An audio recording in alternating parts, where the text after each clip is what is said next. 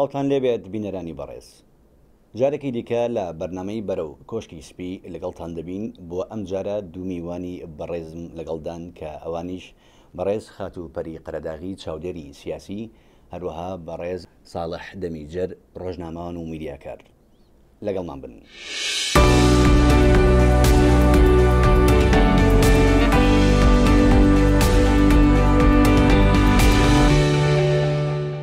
هەڵبژاردنە چیە کێبڕکێیەکان چۆن دەڕۆن بڕێوە و بە شێوەیەکی گشتی ئێوە هەموو ڕێڕەوی کێبڕکێ و کامپینەکان و دەیبیتەکان وەکو میدیاکارێک چۆن هەڵدەسەنگێنن؟ بله سپاس براستی تشتێک دەوێ وەک دەبێ هەڵبژاردنێدا دەبن ڤان هەڵبژاردنە دەبن gelek şîrovakar, gelek çavdêr, gelek medyakar, gelek rojnamevan lê temaşe dikin eger em nebêjin yek yanî seyirtêrîn hilbijardin belê yek ji seyirtêrîn hilbijartinên ku li Amerîka dibin bi awayê ku têda her du kandîd êrişî hevdî dikin şaşiyên hevdî dibêjin berê caran çêbûye ku kandîdek li dijiyê din hindek tişt bibêje beram li beramber wan tiştên siyasî digotin behsa aboriya Amerîka dibû caran behsa koçberan bi awakî berfireh dibû behsa siyaseta derva li Amerîka dibû vê carê ew rikberî ew dijberiya navêra wan de gihiştiye asteke kesayetiye ku îdî xelk winda maye nema kes dizane kîjan ji wan dirist e caran me didît ku li Amerîka کاندیدێک کاندیدان بهتر رازیبوونا خەلکێ بکێمانی هەندرێ دیبێتە دا هەندرێ گوتوبێژێ وان هەردوواندا رازیبوونا خەلکێ وەردەگرت دوان هەلبژارتناندا خەلکێ ئەمریکا ji herdû jî nerazî ye yanî rast e piştgirê herdû aliyan hene piştgirê demokratan her dibêjin hêlarî ewaya serkeftiye û siyaseta wê ew bêhtir bi serkevê ew ê bibe serok û komarî jî dibêjin wê Trump serkevê lê bi rastî ew nerazîbûna han di nav xelkê Amerîka de heye li ser asta danûstandina wan bi hev re bi kêmanî li ser em bibêjin tiştê wanê kesayetî gelek axaftinan de gihîştin hindek astên ku bi rastî yanî gor medya digotin lawaz bû bi rastî yanî me karê bi nav bike ku lawaz bû ku yanî nehêja bû ku wek dibê kandîdên serokatiya وقت به هلبجارتنی سروکاتیا مزنترین دولت و بهسترین دولت لجیهانه حتی گەیشتە بمبخش تا گەیشتە ئاسیەوەی کە یەکێک لە میوانەکان لە دیبەیتی دووەم وتی پرسیاری کردوتی دەکرێت یەکێکتان هەرێکێکتان خاڵێکی پۆزتیڤ لەسەر ئەوەی تر با بزانین چییە بیڵێن کە ڕێزی تێدا بێت بەێ شخوا ئەف ینی ئەف وەیە یەکێرا دەگینە وەک بەحسا ئەم دێژن دەربارەی پرساتێ دەستپێکێتە تێگوتیژی ڕۆژنامەگەریە ئەمریکی ئەم بژنیا جیهانی تەفدا بڤی چاوی لە وان هەبژارتنە دنێرە ئەگەر ئەم بدن بەر چاوانجی کوڕاگەاندن بخوا عینیکە ئەvê civakەیە ئەی تشتێک ku li ser ew ê dibe yanî di rolan dilîze rolekê ku agahiyên digihîne berdestê te û rola de jî wan agahiyên ten reaksiyona xelkê Amerîka xelkê din ku derbarê van kadîda da derdixe holê bi rastî gelek çavdêr dibînin ku tiştê roca îro dibin durî hêvî û wek dibe daxwazê xelkê Amerîka bin ku wan dixwest di van 4 salên bêda serokek bê ku hêviyên wan pêk bîne bi rastî lê ez ne li alîkî biaxivim tiştê ku dibêj her du aliyan de jî dibin ne ji alîkî tenê de jî dibin lê cardin tiştê ku bûne ku bêhtir wek dibêt behsa êmailên em bibêjin Hillary Clinton dibin li aliyê Trump behsa axaftinên wî li dor jinan û tiştên wiha dibin بڵێ پەریخان دوای ئەوەی کە لەمەوەی دوایی ئیمێلەکانی هیلاری کلینتۆن دووبارە وڕژێنرایەوە ئەم چەند ڕۆژە کە 6 ڕۆژمەوە بۆ هەڵبژاردنەکە چه سیناریۆیەک چاوەڕوان دەکرێت ڕووبات ئایا هیلاری چ ڕێگایەک لەوانێ بگرێتە بەر بۆ ئەوی تۆزێک باڵانسی خاڵەکانی خۆی نزیکاتەوە زیاتر هیلاری یعنی وەکو چۆن هجوومەکاتە سەر شخصیەتی ترامپ بینیمان دوێنێ قسەی کرد ئەمڕۆ قسەی کردووە زیاتر باسیەوە کات کە ترامپ هەرچ ئیشێکی کردووە فاشل بۆتیایە باشە باسیەوە کە ئەو ژنانەی کە اتهامیەکەن بەوەی کە تعدای لێ کردوون و قسەی ناشرینی کردو بەرامبەر بە ژنان ئەوانە طبعاً دەورە بینێت لەوەی کە یارمەتی هیلەریەیە هیلەریش و ترامپیش بە شوێن دووسێنەوە خەڵکە ئەگەرن بۆ هەڵبژاردن ترامپ بيجن رازيكا لا ام احصاءاني اخير كراوه هيلاري 45 خالي هي ترامب 35 هي مثلا لبرو معناه جنا كان زياتر صوتين بو هيلاري اجر كوماريش بن يعني چونك اواني كديمقراط طبعا صوتين بو هيلاري بلام اويكا جمهوريه كوماريه او اجر او تحويل بكات جا ايشي هيلاري جويا او ريبابليكاني كترامب يعني بدلني اوان اقناع كات كصوتي بوبن ومجموعه كيش هي صوت ناقد او مجموعه كصوت ناقد او ابي هردو كان اقناعا كان بيني من لسر دوسي ولايات هن ولايات كهر صوتين بو كوماريا بو ديمقراط مثلا فيرجينيا عادة صوتيا بو ريبابليكان بلام جاري بيشو بو اوباما يانا او ولاياتاني كأوباما صوتي لي ورقرتوا امانا زور اعتيادي هيلاري صوت بو هيلاريين او ولاياتاني كبو مترامني صوتي عنا ولا 2012 على اكثر صوتين بو ترامب بلام آية ترامب هيج شتكي تري رونايات هيج كراساتك تري رونايات تاكو امشاج روجي ماوا جا اواني كالنزيكن لكامبين كانوا وبيرا كانوا كشتك رؤيات طبعا او شتيك اف بي اي كردي برامبر بهيلاري كلينتون خوي مفروض 5 هفته بيش انتخابات هيج شتيك باز نكرد لمشتانا لبرو خوي مشكله هي استا رئيس اف بي اي امرو باراك اوباماش گلەی کردبوو لە سەرۆکی FBI کە ئەگەر زانیاریەکانتان تەواو نین بۆچی ئەگەر بۆ کامپینێک نەبێ بۆچی بڵاوی دەکەنەوە هەر دەچێتم قاڵبەی کە بەڕێستان باسی لێوە بەڵێ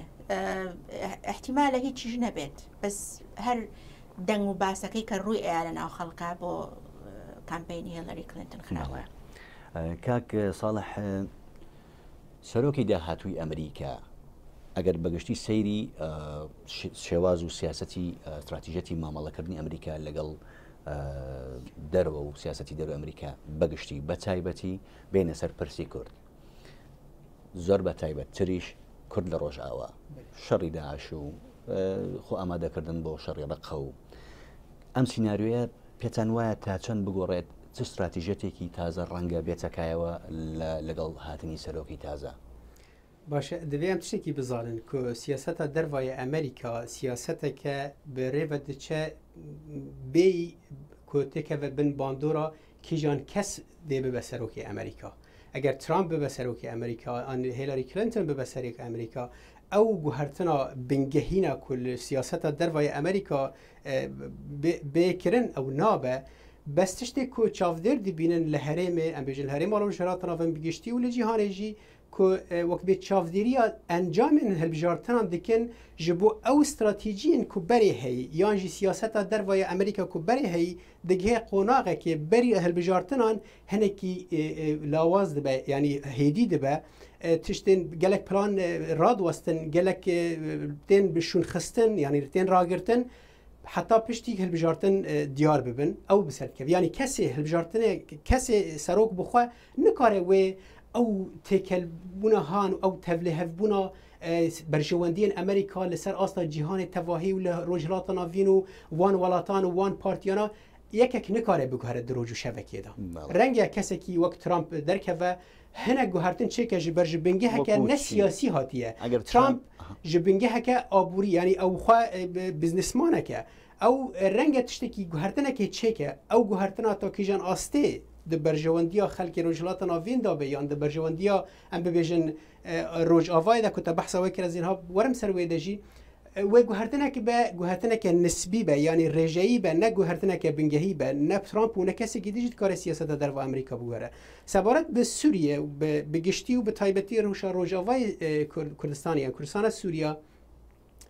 Amerîka tiştek heye ha li Sûriyê planek heye ji bo Sûriye ne Amerîka bela va welatên koalîsyonê ku Amerîka serkirdeyetiya wan dike dixwazin ev şerê han li Sûriyê bête rawestandin dixwazin ev kuştina han ev xelkê sivîl yanî bandora xwe ne tenê li hin nav Sûriyê heye ev tiştê ku dibe bandora xwe li rojhilata navîn heye û li cîhanê tev de jî heye me dît ku Avropa tev de kete metirsiya hatina koç ew pêla koçberana ku sala borî ba awakî metirsîdar derbasî Avropa bû bu encam de encam da derket biryara Britanya derkeve ji Avropa û yanî gelek pirzgirêkên belawela hene امریکا دخوازه و چارەسەری ji بۆ سووریە پیدا کە بەس ئەف چارەسەری بە ئەوای لەشکری نابە ji ber ku bi awayê leşkerî nabe dibe bi awayê siyasî bibe bi awayê diyalogê bibe ew diyaloga han jî dîsa wê di çarçoveya Sûriyeke ye girtî da bel bikemanî astan hada بەڵێ کاک ساڵح ئەگەر بێت و ترامپ لە کۆتایی ئەم هەڵبژاردنە ئەو دەربچێت تا چەند ڕەنگە ترامپ ببێتە هۆی نزیکبوونەوەی رووسیا و ئەمریکا لە یەکتر لە ڕووی مامەڵەکردن لەگەڵ دۆسیەی سووریا بە تایبەتی بەگشتی و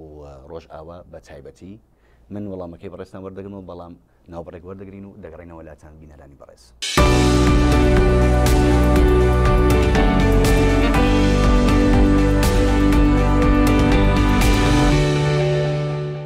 دووبارە سڵاو. پرسیارم لە بەڕێستان کرد کاک ساڵح ئەوە بووکە ترامپ تا چەند دەوری دەبێت ئەگەر بێت و ئەو دەرچێت لەسەر لە یەکتر نزیکردنەوەی ئەمریکا و رووسیا لە مامەڵەکردنیان لە ڕۆژاوا. Ez dixwazim berê vegirim destpêka axaftinê da behsawekê bû James Comey birêveberê FBI ku behsa êmailên Hillary kir helmeta demokratan doh got divê ewna behsa peywendiyên Trump li gel Rûsya bikin û divê tiştekî bibêjin divê derbarê de eger wan tiştekî dizanin. Divê xalê de ez dixwazim derbasî babetê bibim ku Rûsya eger bi kêmanî Trump gotiye min peywendî gelîne lê Rûsya bi rastî hez dike ku Trump derbiçe ji ber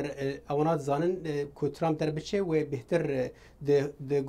xaftinên xwe de di dîbêtên xwe de ew yekî ew nermiya han li beramber Rûsya diyar kir. Rûsya bi xwe karê xwe dike ji bo diplomasî û siyaseta xwe yê li Sûriyê. Hevalbendên xwe yên herîmî hene Êran e wektibê Sûriye rejîma Sûriye سین لسر آستا نتوانی گرتی لگل وان کار دکه روسیا برای کاری خود دکه ماین ها امریکا و چه بکد وی درباره دا اگر ترامپ بسر که رنگ هندکی برفهوهاتن هبه رنگ بگن آستا که سیاسی بنگه که سیاسی به هفرا لی ند در کتنا ترامپ و ببه از باورم اگر هیلاری جی در که و داوی بگن آستا که سیاسی جبر داوی دبه لسوریه اف شریحان به داوی به حتی نامینه هر لسر آستا لشکری او دزانن نه روسیا دکاره چاره سر بکه نه امریکا دکاره چاره سر بکه و نجی هر ولاتی که هریمی دکاره روشا سوریه با آواکی لشکری چاره سر بکه جبر هر یکی دسته وردان با آلی خواه وقت به چاو برجواندین خواه تولی سوریه بویه جبر وی هنده اف چاره سری هاند به سیاسی به و دیده ببه برام پشتی هلبجارتنم و هنکی هسانتر ببه بله پریخان برستن وکو چاودێرێکی سیاسی ئاکام و ئەنجامەکانی کۆتایی ئەم هەڵبژاردنە و دەرچوونی سەرۆکێک یەکێک لە یا هیلاری یا کلینتۆن یان ترامپ تا چەند دەوری دەبێت ڕۆڵی دەبێت لەسەر سیاسەتی دەرەوەی ئەمریکا و مامەڵەکردن لەگە وڵاتانی تر. بەڵێ هیلاری کلینتۆن خبرەی زۆرە لە بواری سیاسی خارجیە. ترامپ ئەو خبرەتەی نییە، ترامپ بزنسمانە لە بەرەو سیاست هینی نییە. ئەو شتەشی کەوای لێ کردو کە خەڵک حەزەکات انتخابیکە ئەوەیە کە سیاسی نییە. بەس بەنسبەت هیلەریەوانێ ئەو سیاسەتی خارجی باشەسانێ حتا کە لە دیبیتەکانە سوالیان لێ کرد لە بابەت سووریاوە معلوماتی زۆر بوو هەتا لە بابەت داعشەوە شەڕکردن لەگەڵ داعش هەتا باشی پێشمەرگەی کوردی کرد و باسی ڕۆڵی کوردی کرد لە ئەوەی کە بەرامبەر بە و لەو باوەڕەشایە کە ببەردەوام سیلاحان بێرێت و یارمەتیان بێرێت و سپیشل فۆرسی ئەمریکا لەگەڵیانە یارمەتیان بەیانی ئاسکەری ئەمریکی. طبعا هیلاری زدی ئەوەیە کە ئاسکەری ئەمریکی بچێتە ناو رووسیا سووریا بەس احتیمالە ترامپ حەز بکات جێشی ئەمریکی بخاتە ناو خەتەرەوە. ئەوە شتێکە کە ئەمریکیەکان حەزیان لێی نییە چونکە حربی عێراقیان هەیە و حربی ئەفغانستانیان هەبوو و کوڕ و کچیان ئەمرێت بە ڕۆژانە لەبەرەوە پیان خۆش نییە. ئەوە بەنسبەت دیموکراتەوانێ سیاسی خارجی احتیمالە زۆر کە زەڵێن سیاسی خارجی دیموکراتەکانەوە بەقوت نییە بەقەر جمهوریەکان. بەس شتێک هەیە لە بابەت دیموکراتەوە کە زۆر باشە ئەوەی اقتصادی ئەمریکا چاکەکە. چونکە ئەمریکا حالیان لە وەختێکی اقتصادی خراپایە. لە 2009 تقریبا وا تازە ئەو 2 ساڵی ئەخیر تۆزێک ئیش زیاد بووە ئینکەم باش بووە خەریکن خەڵک یعنی بەرەو پێشەوە ڕۆن. بەڵام ئەگەر یەکێکی جمهوری بێتە سەر حکم زۆر احتیمالە اقتصادی ئەمریکا بەرەو خراپی بڕات. ڕەنگ نییە کۆمەریەکان پلان و بەرنمەیەکی وان پێبێت تۆکمەتر بێ ئەم ساڵ با بڵێن لە تەجروبە ئێستا بۆ مامەڵەکردنەوە وڵاتانی دەرەوە من لێرە مەبەستم سیاسەتی دەرەوە بوو بە تایبەتی لە بواری بژانەوەی ئابووری لە ئەمریکا. بەڵێ ئابووری و مەسەلەی یارمەتی ئینسانی بەنسبەت مەسەلەن سووریاوە یا شوێنێکی ترەوە یا مەسەل بوو مەلەرزەیەک ببێ ئەوە ئەیجنسیەکی خاصە ئەیکا لە کۆنگرسەوە پارەی بۆ دەرەچیان مساڵێک یعنی ئەوە بە ڕئیسی جمهوریەکە ناگۆڕێ ئللا ئەگەر شتێکی خاص دەربکە ڕئیسی جمهوریە بەرەوە بێ کۆنگرس موافقەت کا لەسەری وهەموو ساڵە میزانەکان معلومە عێراقیش میزانەیەکی هەیە کە بۆی ئەچێت بۆ یارمەتی و بۆ شتی ئینسانی هەروەها بەنسبەت سووریاشەوە بەس لێرە فەرقێکی تریش هەیە لە بینی هەردوو کاندیدا کاندید هێلەری باوەڕی هەیە بەوەی کە پەناهەندە وەربگیرێ ترامپ حەز ناکە پەناهەندەی سووری وەربگیرێت یا هەر هیچ پەناهەندەیەک ئەسڵەن ئەوێت ئەو ئانێکە لەناو ئەمریکان بیان گەڕێنێتەوە بە وڵاتی خۆیان. بەڵێ من پرسیارێکتر مێ بۆ بەڕێستان پەریخان بە حکومەوەی کە چەندین ساڵە ئێوە لە ئەمریکان پێتان وایە کورد تا ئێستا تا چەند توانویەتی لۆبیەکی بەهێز بۆ خۆی دروست بکات لە ئەمریکا بۆ ئەوەی ئەمریکا استراتیژەتێکی زۆر ڕوونی هەبێت بۆ مامەڵەکردن و بایەخدان بە پرسی کورد. ئەوە شتێکی زۆر گرنگە و پرسیارەکەش گرنگە و کارەکە خۆی زۆر گرنگە بەنسبەت کوردەوانێ چونکە ئێمە هەمومان نەزانین کە قەراراتی دنیای جیهان لە واشنگتنەوە دروستە بێ ئەگەر میلەتی کوردیش بێوێت ببێ بە وڵات لە مستەقبەلا پێویستە واشنگتن ڕازی کات طبعاً تا ئێستا واشنگتن ڕازی نەکراوە ئایا ئێمە خۆمان لۆبیمان زعیفە ئەم ساڵانەی ئەخیر لۆبی کوردی هەبووە ئایا بە کەس هەبووە یا شەخص کردوێتی یا چەند کەسێک کردویانە لۆبی پارەی پێویستە ئەوە شتێکە یعنی مەسەلەن ئێستا لۆبی تورکی تقریبا لەو ئەیدەی کە بۆیەچێ لە ئەمریکاوە تقریبا 1/3 ئەخاتەوە ناو لۆبی تورکی لە ناو ئەمریکایە ئێمە ئەو لۆبیەمان هەبووە حکوومەتی هەرێمی کوردستان لۆبی کردووە و کاری خۆی دیارەکە ئەو ئیشانەیە کە کردوێتی بەس پێویستمان بە زۆرترە پێویستمان بە ئیشی زۆرترە پێویستمان بەوەیە ئێستا مەسەلەن بواە چەند کوردێک لە کامپینەکان نبوونە لە کامپینی کلنتن و لە کامپینی ترامپە ئەبواە تەبەڕع بکەین ئەبواە پارەیەکی زۆرمان تەبەڕع بکردایە ئەبواە بچوینە بە هەندێ سوالەوە 10-15 سوال لە بابەت وەزعی پەناهەندە و ئابووری لەبەر وەزعی کوردستان اعترافکردن بە حکوومەتێکی کوردی ئایا ئەم شتانە ئەم کاندیداتانە ئەیکەن چونکە هەمویان کە لە وەختی انتخاباتان شتیان ناتوانانی لە داوا بکەیت دوای کە چوونە ئۆفیسەوە ناتوانانی شتیان زۆر لە داواکەی مەسەلەن شتێکی تر هەیە لە وڵاتە زۆر گرنگە ئەوش ئەو کەسانی کە لە ئەمریکا ئەژین بەبێ ئەوەی کە ئەوراقی ڕسمیان هەبێ ئەوانە مەسەلەن ئەگەر ئەمنستیان بۆ دەرکەن ینی عافوێکی عامیان بۆ دەرکەن بڵێن کە هەمووتان گرین ئەو کوردانی کە کورد زۆر نیمانە کە کورد بکە بەبێ ئەوراقە ژین لێرە چونکە ئێمە کورد عادەتە نییە دیاخۆ بە زیارەت یا لێرە تەقدیمی لجوئیەکە یا وەکو پەناهەندەیەت بە ڕسمیەتە ناو وڵاتەکەەوە لەبەرەوە ینی ئەگەر شتێکی هیچ شتێک ڕووی نەیە بێت وەریەگرێت و ئەش بێ بە مواطنی ئەم وڵاتە. بەڵێ کاک ساڵح پێت وایە ئەگەر ئێستا دەبێ کورد و لایەنە سیاسی کوردیەکان چی بکەن چۆن خۆیان ئامادە بکەن لە ئێستاوە بۆ ئەوەی بتوان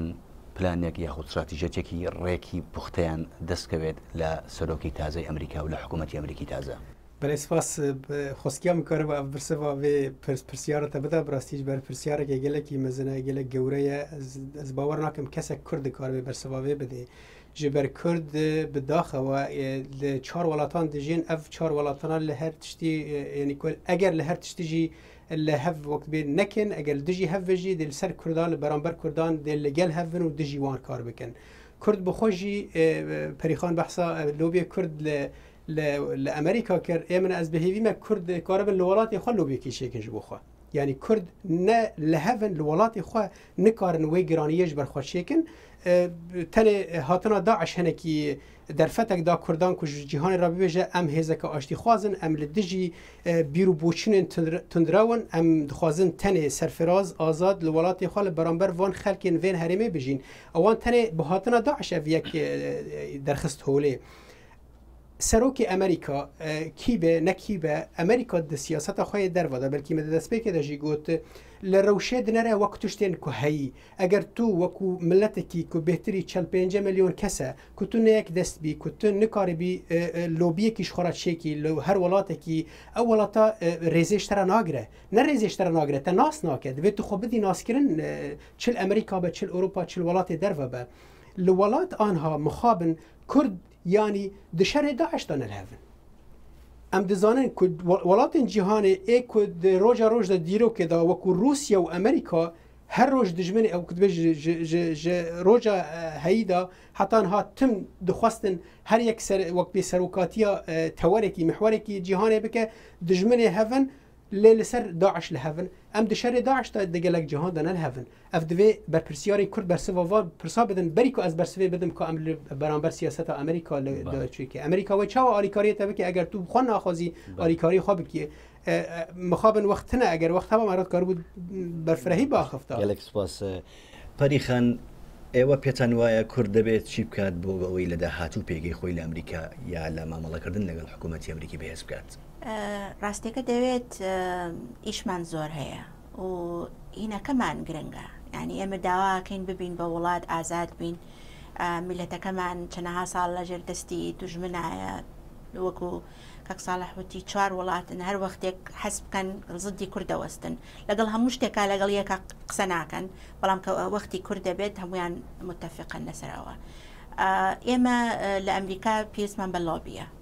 پێویستمان بەوەیە لۆبی بکەین و پێویستمان بەوەیە کە وەختەکەمان یعنی دابنین بۆ ئەوە لێرە چونکە ئەو کەسانی کە لێرە ئیشەکەن ئیشی خۆیان هەیە مثلەن ساڵی جارێک دەتوانن بچن بۆ کۆنگرێس ئەوە کافی نییە ئێمە بێ هەموو ڕۆژە لە کۆنگرێس بین هەموو کەسێک لە ویلایەتەکەی خۆی ئەبێ کۆنگرێسمانی خۆی بناسە سەنەتەری خۆی بناسی قاغەز بنێرین داوا بکەین لە ئەمریکی چونکە ئێمە کەمین لە ئەمریکا وەکو مەسەن سوید و ئەوانە نییە یا ئەڵمانیا کورد زۆرە ئێرە کەمین و بەهۆی ئەوەی کە کەمیشین خەڵکی باشمان هەیە ئەتوانین ئیشکەین بەڵێ سپاس پەریخان بەڵێ بەڕێزان